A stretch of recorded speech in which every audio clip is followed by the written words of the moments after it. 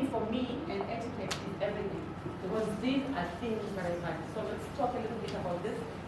So grooming, etiquette, and deportment. This is the way you show up, this is the way you carry yourself, and this is the way you present yourself. So I can walk in here and be very rude, and just get in and take over the room with loud noise, or when they're coming. Yesterday I got into a shop, I needed to buy some material for something.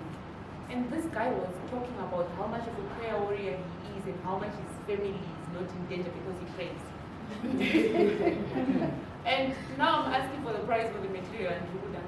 I couldn't hear myself thinking. I had to wait with the appearance about 2 minutes and get out of the shop for me to talk, because I can't compete with that. It's not a competition. Carry yourself with grace. When you show up for my breakfast, church, or go down to church as that lady with the little skin biscuit, we'll get down church. Or you're coming for the presentation, does it go together? Or you're going hiking. You end up hiking, so no and I end up marathon, comrades marathon was last week. Do you end up comrades marathon?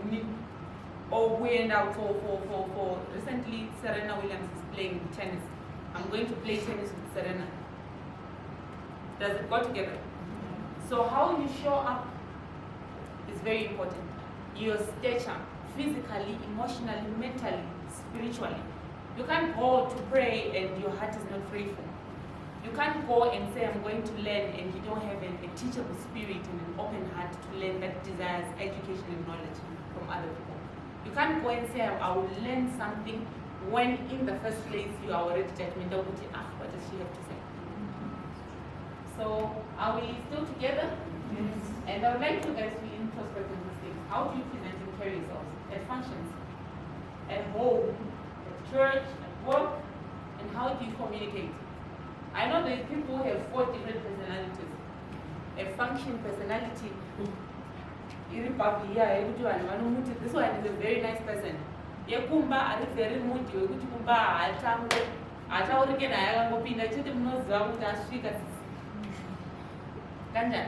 was going to change and say, hallelujah, you know, this is the praise.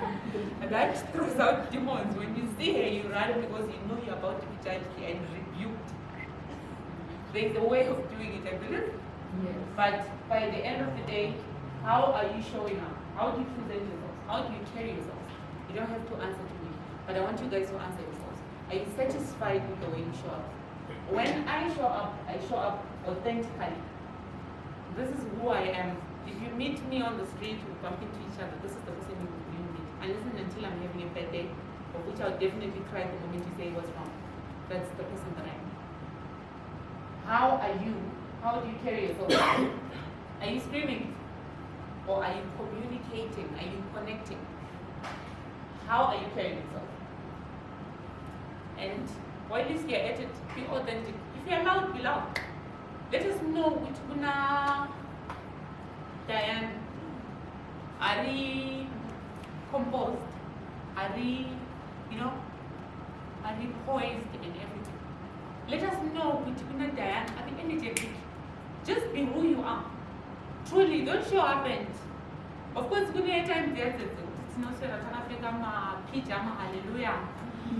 I just open a look at pijama, but bumping to me, Mawangu, pijama, and can't say, because we didn't show up with makeup today, what's wrong? I'm at home. But the personality, the inner being is what I'm talking about. Otherwise, if you're showing up all made up, but your character and your personality are off, you're just an empty shell that's looking pretty and that's just sad. So authenticity, hallelujah, somebody? Turn to your neighbor and say, authentic. Thank you very much. And it all comes down to choice.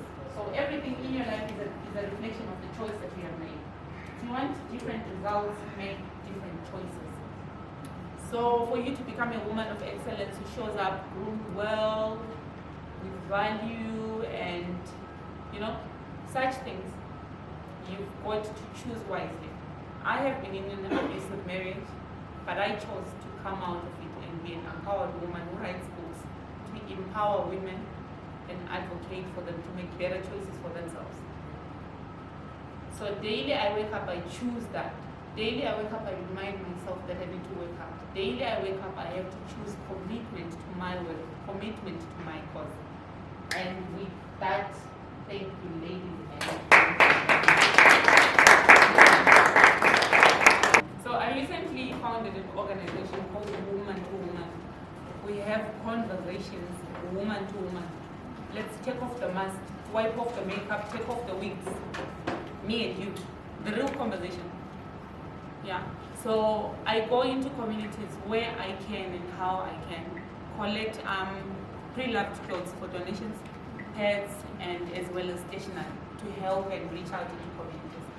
So when this happens, the message that I spread is to teach them to be confident in themselves, to learn to choose themselves, as I already said.